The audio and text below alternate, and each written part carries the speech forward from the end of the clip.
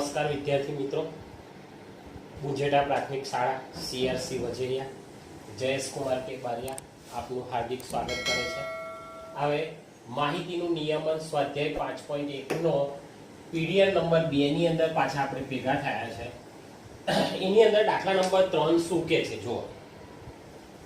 તો કે એક કારખાનામાં 30 કારીગરોનું સાપ્તાહિક વેતન નીચે મુજબ છે. સાપ્તાહિક એટલે અઠવાડિયાનું, બરાબર છે. ચાલો, કેટલા રૂપિયા છે તે જુઓ.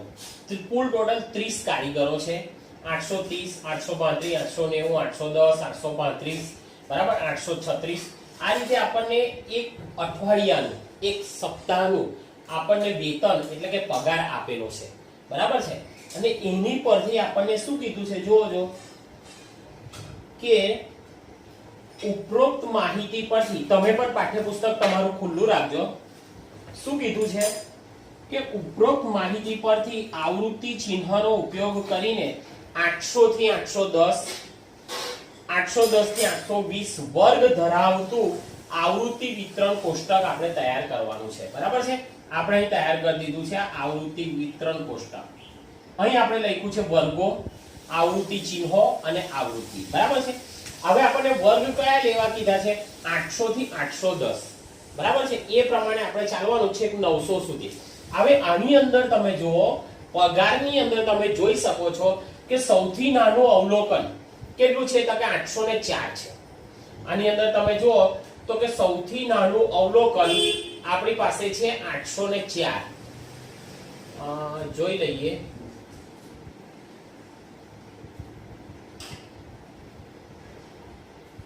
આઈ 804, બરાબર છે. એ જ પ્રમાણે સૌથી મોટું અવલોકન કેટલું છે? તો કે 898. તો કે આઈ, હું તમને રાઉન્ડ કરીને બતાવું એટલે તમને થોડો વધુ ખ્યાલ આવે. હા, જો સૌથી નાનું અવલોકન આવી ગયું 804 અને સૌથી મોટું અવલોકન આવી ગયું 898, બરાબર છે. હવે આપણે વર્ગો કઈ રીતે લીધા છે એ બનાવવા માટે શું કર્યું? 804 થી થોડીક નાની સંખ્યા, તો કે કઈ? 804 થી નજીકમાં, તો કે 800, બરાબર છે. એથી નાની સંખ્યા કઈ લીધી આપણે? 800, કે જેથી આપણને વર્ગ ગોઠવવામાં સહેલાઈતા પડે, આપણને સહેલું પડે. એટલે 800 થી નાની સંખ્યા કઈ લીધી? 800. 898 એથી મોટી 98 એટલે 99 અને 900. એથી મોટી સંખ્યા કઈ લીધી આપણે? 900. હવે આપણે જે વર્ગ બનાવશું એ કેવા બનાવશું? તો કે 800 થી 810, પછી 810 ફરી અહીં લખવાના, 810 થી 820, 820 થી 830, 830 થી 840, 850 થી 860, 860 થી 870, 870 થી 880, 880 થી 890 અને 890 થી 900. એટલે આ જે વર્ગ બનાવ્યા એની અંદર બધી જ આપણો જે પગાર છે, વેતન છે, એ બધું જ અંદર સમાઈ જવાનું છે, બરાબર. 804 છે, એની નાનામાં નાની સંખ્યા, એનથી નાની સંખ્યા કઈ લીધી આપણે? 800. એટલે 804 પણ આમાં આવી જવાના છે. 898 એનથી મોટી સંખ્યા કઈ લીધી? તો કે 900. એટલે 898 પણ આની અંદર આપણે આવી જવાના છે, બરાબર છે. હવે બીજો પ્રશ્ન આપણી માટે એ છે કે તમે એવું કહેશો સાહેબ ચાલો 810 રૂપિયા પગાર છે, 810 રૂપિયા પગાર છે, તો અમારે 810 ને અહીં બતાવવાના કે અહીં બતાવવાના? તો એક વસ્તુ યાદ રાખજો કે 810 હોય તો એને આપણે અહીં નીચે વાળામાં બતાવવાના, અહીં બતાવવાના નથી. નીચે વાળા જેથી શરૂઆત થતી હોય એની સામે આપણે લીધો કરવાનો છે. 850 હોય અહીં લખવામાં 820, 830. હા, ચાલો, બરાબર છે. એટલે આ રીતે આપણે દર્શાવવાનું છે. હવે અહીં આપણે વર્ગો બતાવેલા છે. જો 800 થી 810, 810 થી 820, 820 થી 830, 830 થી 840, 840 થી 850, 850 થી 860, 860 થી 870, 870 થી 880, પછી 880 થી 890, 890 થી 900, બરાબર છે. એટલે નાનામાં નાનો આપણે કયો લીધો? તો કે 804 છે. એથી નાનો કયો? તો કે 800. મોટા મોટો કયો અવલોકન? તો કે 898. એથી મોટા મોટું કઈ લીધું? 900. એટલે એની અંદર બધા જ અવલોકનો અહીંના આવૃત્તિ ચિહ્નો આપણે અહીં લખી શકીશું, બરાબર છે. પ્રશ્ન એ હતો કે 840 હોય તો કઈ બતાવવાના? અહીં બતાવવાના, કઈ બતાવવાના? તો કે 840 આપણે અહીં નહીં બતાવવાના, અહીં જેથી શરૂઆત થાય છે ત્યાંથી આપણે બતાવવાના છે બરાબર આ ખાસ આપણે આટલી અંદર આ યાદ રાખવાનું છે બીજું તો જે છે એ પ્રમાણે ચિહ્નો આપણે દર્શાવ્યા કરવાના છે હવે જો પહેલા પેલું છે 830 જો આપણે કહેતા હતા એવું જ આવ્યું હવે 830 અહીં પણ છે 830 અહીં પણ છે એટલે આપણે 830 અહીં નથી બતાવતા જેથી શરૂઆત થાય છે તોય આપણે 830 બતાવશું ચાલો આ પૈતું 835 835 કઈ છે કોની વચ્ચે આવશે 835 તો કે અહીં જ આવશે ચાલો 890 કઈ આવશે 890 તો કે અહીં 890 અહીં 890 એટલે 890 અહીં છેલ્લે આવશે કારણ કે અહીંથી શરૂઆત થાય છે ચાલો 810 810 કઈ આવશે તો કે અહીં પણ છે અહીં પણ છે એટલે આપણે નીચે દર્શાવશું જેથી શરૂઆત થાય છે તઈ 835 835 કઈ આવશે તો કઈ 836 એ પણ કઈ આવશે અહીં જ આવશે ચાલો 869 એટલે કઈ આવશે આ લાઈનમાં આવશે 860 થી 870 ની વચ્ચે 845 કોની વચ્ચે આવશે 40 અને 50 ની વચ્ચે ચાલો 898 કઈ આવશે છેલ્લે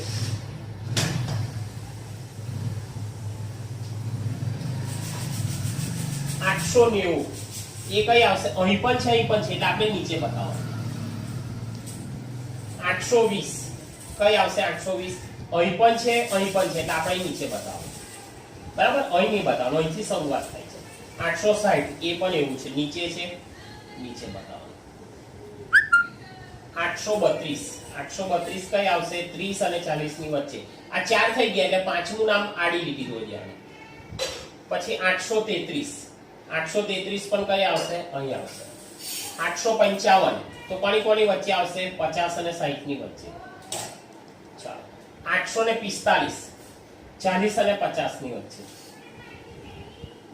804 કઈ આવશે તો કે પહેલામાં 800 અને 810 ની વચ્ચે 808 પણ કઈ આવશે તઈ જ આવશે 812 કઈ આવશે તો કે બીજામાં આવશે 10 અને 20 ની વચ્ચે 840 કઈ આવશે અહીં છે ને અહીં પણ છે એટલે અહીં આવશે નીચે આવશે આ ખાસ આપણે યાદ રાખવાનું છે 885 885 એટલે 80 અને 90 ની વચ્ચે આવશે 835 કઈ આવશે તો કે અહીં આવશે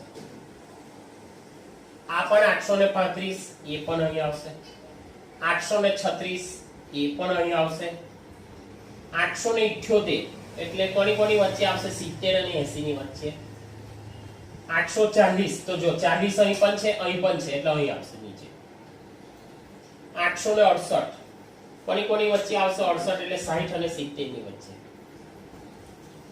890 અહીં પણ 890 અહીં પણ 890 એટલે નીચે આવશે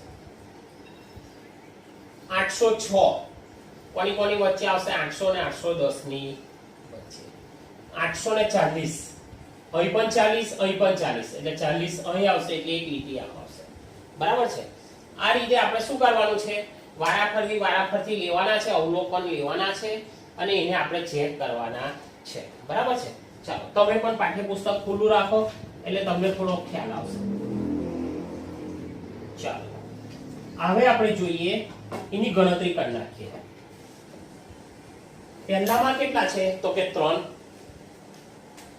પહેલામાં 3 લીટી છે બીજામાં તો કે 2 એની પછી 1 પછી જો આમાં કેટલા છે 5 6 7 8 અને 9 આ પાંચમું ઝુમખો અને આ 4 9 આ કેટલા છે 5 આ કેટલા છે 6 1 છે 1 ચલો આ કેટલા છે 3 આ કેટલા છે 1 આ કેટલા છે 1 આ કેટલા છે 4 હવે આપણો જે કુલ સરવાળો છે ને 30 આવવો જોઈએ બરાબર આપણે જોઈ લઈએ તો કે 9 ને 10 ને 15 15 ને 5 20 21 24 25 4 29 ને 30 આવી ગયું 30 કારીગરોનો છે એટલે 30 કારીગરો ટોટલ સંખ્યા આપણી 30 આવી ગઈ હવે આની પરથી આપણે શું નક્કી કરી શકીએ તો કે 800 થી 810 વચ્ચે કેટલા માણસોને પગાર મળે છે 3 જણ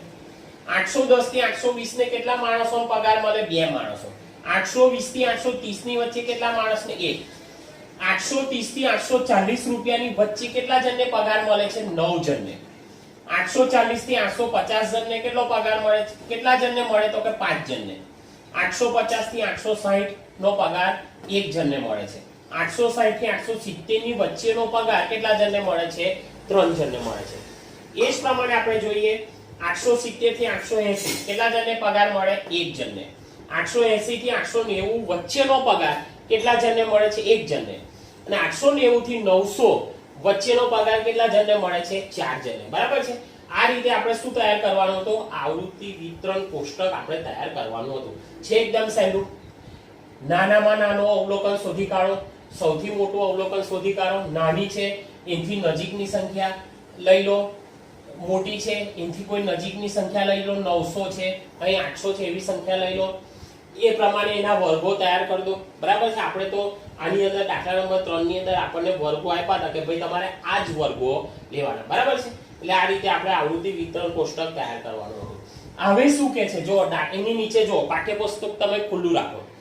દાખલા નંબર 4 માં શું કે છે? જો દાખલા નંબર 4 માં એવું કે છે, પ્રશ્ન નંબર 3 માં આપેલ માહિતી પરથી, આ માહિતી દેખાય તમને? એ માહિતી પરથી બનાવેલ આવૃત્તિ કોષ્ટકનો ઉપયોગ કરીને સ્તંભ આલેખ તૈયાર કરો. આ માહિતીનો ઉપયોગ કરો. આનો અને આનો, આ બે માહિતીનો ઉપયોગ કરો અને સ્તંભ આલેખ દોરો. દાખલા નંબર 4 ની અંદર આપણને એવું કહે છે. બરાબર છે. અને સ્તંભ આલેખ દોર્યા પછી નીચેના પ્રશ્નોના જવાબ આપો. તો પહેલો દાખલા નંબર 4 ની અંદર આપણે જોઈએ તો કે આપણે ઊભી લીટી, આડી લીટી. આડી લીટીને x અક્ષ કહેવાય, ઊભી લીટી છે એને y અક્ષ કહેવાય. આડી લીટી છે એને x અક્ષ કહેવાય. બરાબર છે. હવે નીચે આપણે શું લેવાના છે? વર્ગો. નીચે શું લેવાના છે આપણે? વર્ગો. આ જે વર્ગો છે એ આપણે નીચે લીધા. અહીં ઉપર શું લેવાનું છે આપણે? આવૃત્તિ. બરાબર. આવૃત્તિ એટલે કેટલા માણસોને આટલો પગાર મળ્યો એ એની શું છે? આવૃત્તિ. કારીગરોની સંખ્યા. બરાબર. આવૃત્તિ એટલે કારીગરોની સંખ્યા. 3 કારીગરને આની વચ્ચે પગાર મળ્યો, 2 ને આની વચ્ચે મળ્યો, 1 ને આની વચ્ચે. બરાબર છે. આવૃત્તિ એટલે સંખ્યા આપણે લેવાની છે.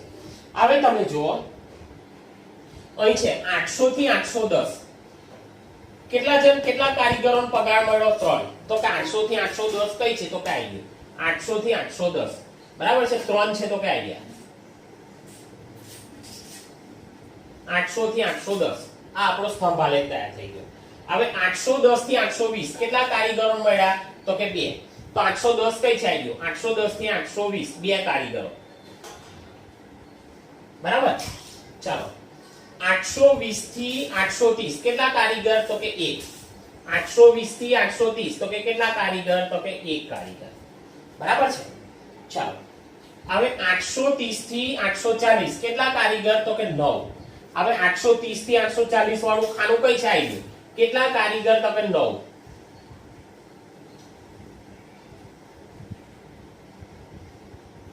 બરાબર છે. ચાલો 840 થી 850 કેટલા કારીગર? 5.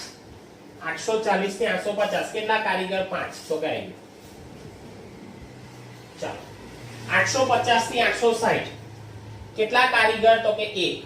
850 થી 860 કેટલા કારીગર? તો કે 1. ચાલો 860 થી 870 કેટલા કારીગર? તો કે 3. 860 થી 870 3 કઈ છે? તો કે આવી ગયા. બરાબર. ચાલો હવે 870 થી 880 કેટલા કારીગર? તો કે 1.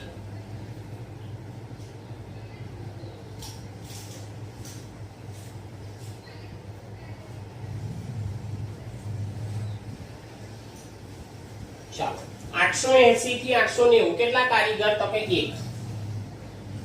અહીં આપણે લખી દઈએ 890 નહીં 900. બરાબર. કેટલા કારીગર? તો કે 1. ચાલો 890 થી 900 કેટલા કારીગર? તો કે 4. 4 કઈ છે? તો કે આવી ગયા. બરાબર છે. આ રીતે આપણે શું કરવાનો છે? એનો સ્તંભ આલેખ દોરવાનો છે. હવે તમે જ્યારે સ્તંભ આલેખ દોરો ત્યારે તમારે માપપટ્ટીનો ફરજિયાત ઉપયોગ કરવાનો છે. માપપટ્ટીનો શું કરવાનો છે? આપણે ફરજિયાત ઉપયોગ કરવાનો છે. બરાબર છે. ચાલો એટલે આ રીતે આપણે સ્તંભ આલેખ દોરવાનો છે. માપપટ્ટીનો ઉપયોગ કરીને જ તમે સ્તંભ આલેખ દોરજો. બરાબર છે કે ચાલો સાહેબે આમ દોરી દીધું એટલે આપણે આ દોરી દઈએ એવું કરવાનું નથી. બરાબર છે. ચાલો હવે એની પરથી આપણે પ્રશ્નોના જવાબ આપવાના છે. સ્તંભ આલેખ પરથી આપણે પ્રશ્નોના જવાબ આપવાના છે. તમે પણ તમારું પાઠ્યપુસ્તક ખુલ્લું રાખો. પહેલા નંબરનો પ્રશ્ન છે, કયા વર્ગમાં કારીગરોની સંખ્યા મહત્તમ છે? હવે તમે આલેખ જુઓ. આલેખ જુઓ અને પછી મને કહો કે કયા વર્ગમાં કારીગરોની સંખ્યા મહત્તમ છે. બરાબર છે. આ મેં ભૂલી નાખું છું. અહીં મારે જવાબ લખવા છે. આ દાખલા નંબર 3 ભૂલી નાખું છું. અહીં મારે જવાબ લખવા છે દાખલા નંબર 4 ના. દાખલા નંબર 4 નો પહેલો પ્રશ્ન. આલેખ પરથી મને કહો તો આપણે જોઈ શકીએ છીએ 830 થી 840. 830 થી 840 કયા વર્ગની અંદર મહત્તમ સંખ્યા છે? તો તમે જુઓ 830 અને 840 વાળો આ જે આલેખ છે, સ્તંભ આલેખ છે, એ સૌથી મોટો છે. તો આપણે લખીએ કે 830 થી 840 વેતન ધરાવતા કારીગરોની સંખ્યા. 830 થી 840 વેતન ધરાવતા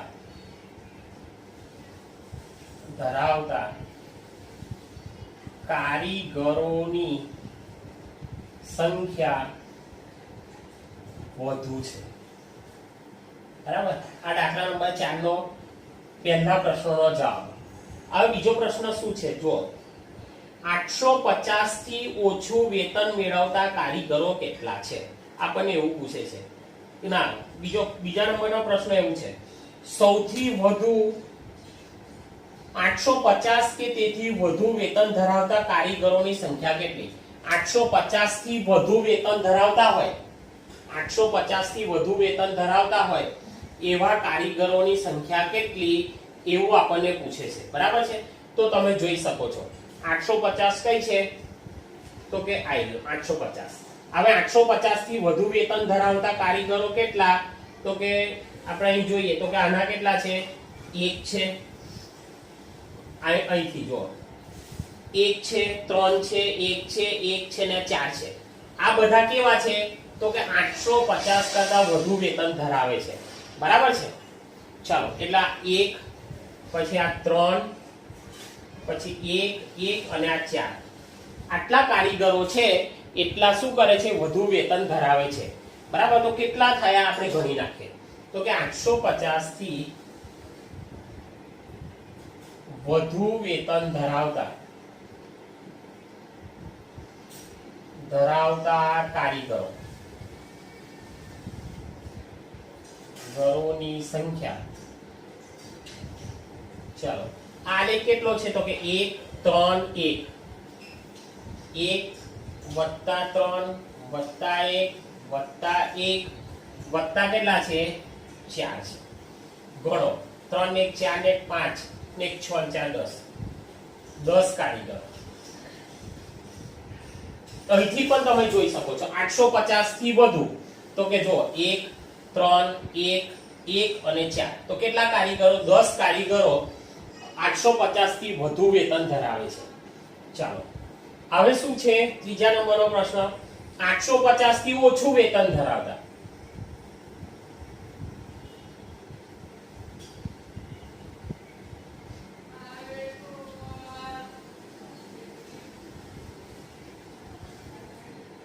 કે કયા કારીગરો આવશે? તો કે ઉપરના કયા? તો કે 3 2 1 9 અને 5. 3 વત્તા 2 વત્તા 1 વત્તા 9 વત્તા 5. બરાબર. કારણ કે આ કેવા છે? 850 કરતા ઓછું વેતન ધરાવે છે. બરાબર. તો કેટલા થયા? 9 ને 1 10 ને 5 15 ને 5 20 કારીગરો. 20 કારીગરો એવા છે, 20 કારીગરો એવા છે કે સૌથી ઓછું વેતન ધરાવે છે. આ ને 3 સુધી છે, આ 2 સુધી છે, આ 1 સુધી છે, આ 9 સુધી છે ને આ 5 સુધી છે. બરાબર. એ રીતે પણ તમે સરવાળો કરશો તમને કેટલા કારીગરો મળશે? 20 કારીગરો આપણને મળશે. બરાબર છે. હવે આની પછીનો એક દાખલા નંબર 5 છે. એ 5 આપણે જોવાનો છે.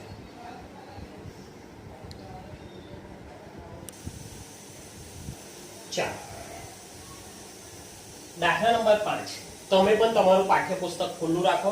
પાઠ્યપુસ્તકની અંદર આપણને દાખલો આપેલો છે અને સામેનું જે પેજ છે પાન નંબર 77 પર આપણને એક આલેખ આપેલો છે અને એ આલેખ પરથી આવો એક આલેખ આપેલો છે પાના નંબર 77 પર. તમે પણ પાઠ્યપુસ્તકમાં જુઓ અને એ પરથી આપણે શું કરવાના છે? પ્રશ્નોના જવાબ આપવાના છે. શું કીધું છે? જો ચોક્કસ વર્ગના વિદ્યાર્થીઓ દ્વારા રજા દરમિયાન નિહાળેલા ટીવીના કલાકોની સંખ્યા આલેખ દ્વારા દર્શાવેલ છે. તો નીચેના પ્રશ્નોના જવાબ આપો. આપણને અહીં આલેખ આપ્યો છે. ટીવી જોવાના કલાકો કેટલા કલાક? જો 1 કલાક, 2 કલાક, 3 કલાક, 4 કલાક, 5 કલાક, 6 કલાક અને 7 કલાક. બરાબર છે. હવે અહીં શું બતાવ્યું છે? વિદ્યાર્થીઓની સંખ્યા. તો કે 4, 8, 12, 16, 20, 24, 28 ને 32. એટલે આપણે આની અંદર એવું કહી શકીએ કે ભાઈ કેટલું પ્રમાણમાં આપ લીધું છે? તો કે 1 એકમ બરાબર 1 સેમી બરાબર 4 એકમ, એટલે કે 4 વિદ્યાર્થી. એ પ્રમાણેનું પ્રમાણમાં લીધું છે. બરાબર. આવો આલેખ આપણને દોરીને તૈયાર જ પાઠ્યપુસ્તકની અંદર આપ્યો છે. આલેખ જોઈને આપણે પ્રશ્નોના જવાબ આપવાના છે. પહેલો પ્રશ્ન આપણો એવો છે, સૌથી વધુ વિદ્યાર્થીઓએ કેટલા કલાક ટીવી જોયું? હવે અહીં તમે જુઓ આલેખની અંદર જો સૌથી વધુ વિદ્યાર્થીઓ વાળો આલેખ કયો છે? તો કે આવી ગયો 32. બરાબર છે. 32 બાળકોએ સૌથી વધુ ટીવી જોયું. કેટલા કલાક? જો 4 અને 5 છે, 2 છે. બરાબર છે. આ આખો સ્તંભ આલેખ છે. તો આપણે લખીએ કે સૌથી વધુ ટીવી વિદ્યાર્થીઓએ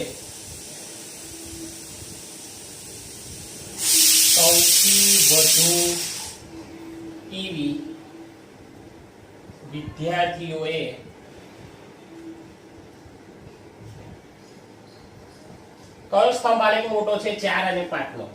4 થી 5 કલાક જોયું. બરાબર છે. 2 નંબર શું કે છે? જુઓ કેટલા વિદ્યાર્થીઓએ 4 કલાક કરતા ઓછું ટીવી જોયું? હવે 4 કલાક કઈ છે? અહીં છે. બરાબર. હવે અહીંથી આ બાજુનું એ ઓછું કહેવાય. આ 4 છે. 4 થી ઓછું એટલે આ કહેવાય. કેટલા વિદ્યાર્થીઓએ? તો કે 4 થી ઓછું એટલે 22, 8 અને 4. આટલા વિદ્યાર્થીઓએ 4 કલાક કરતા ઓછું ટીવી જોયું. એટલે આપણે લખીએ 4 કલાક કરતા ઓછું ટીવી જોનાર વિદ્યાર્થીની સંખ્યા બરાબર. ચાલો ગણો કેટલું છે? તો કે 22, 8 અને 4. 22 વત્તા 8 વત્તા 4. બરાબર છે. 22, 8 અને 4. તો કુલ ટોટલ એનો સરવાળો કરો. 22 ને 8 30, 30 ને 4 34. 34 બાળકો. બરાબર છે. એટલે 34